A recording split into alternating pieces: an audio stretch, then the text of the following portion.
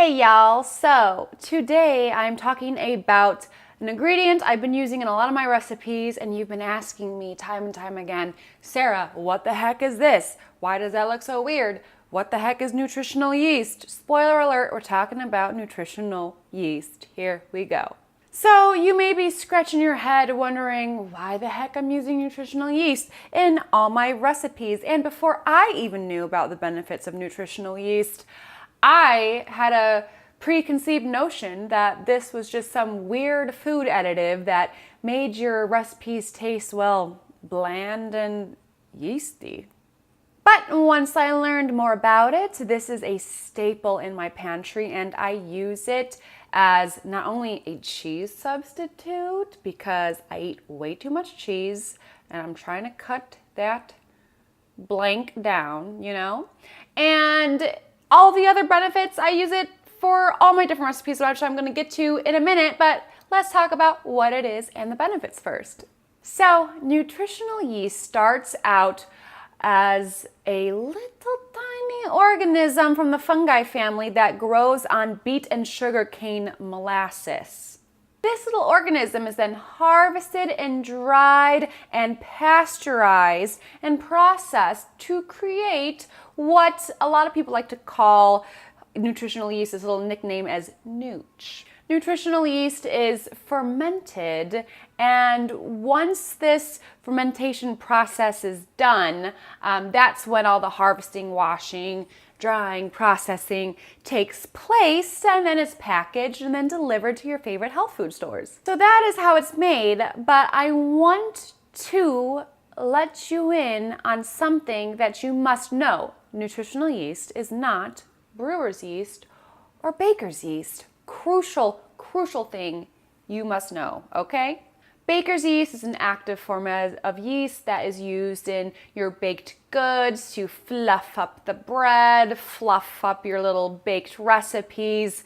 Nutritional yeast is inactive. So if you think right away, oh my gosh, I'm eating nutritional yeast, is it gonna blow up in my stomach? No, sister.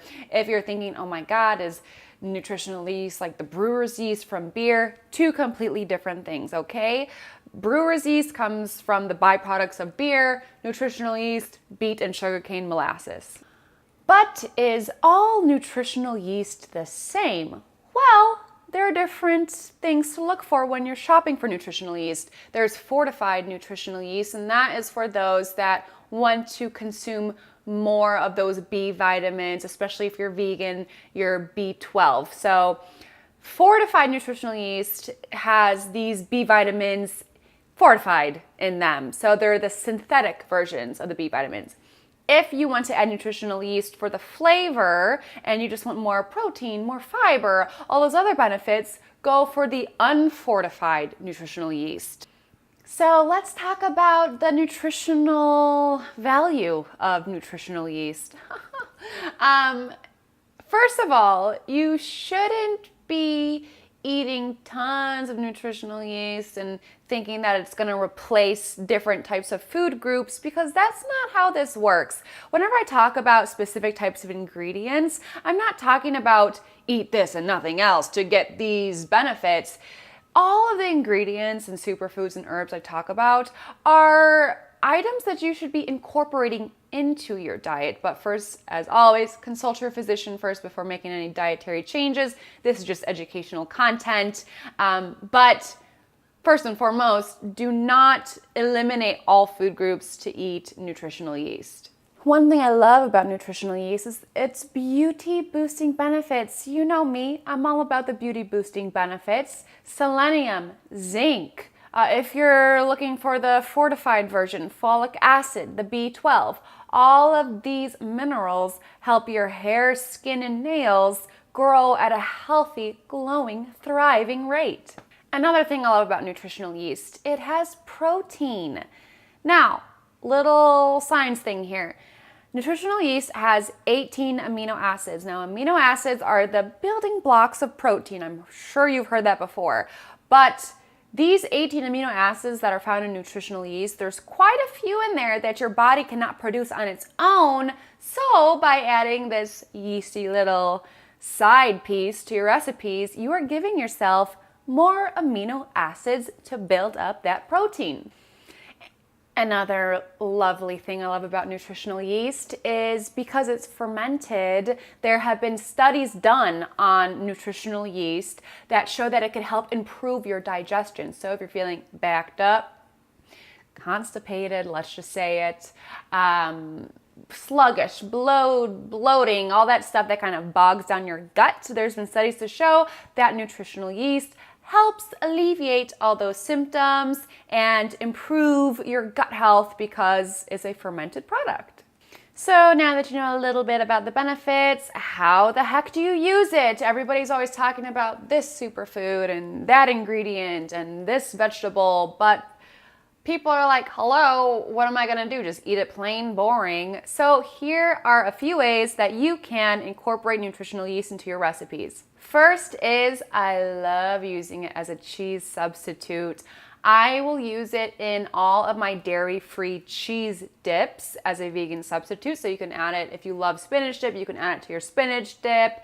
You can add it to queso recipes. I mean, you can even add it to recipes that you have cheese in it just for those additional nutrients in there.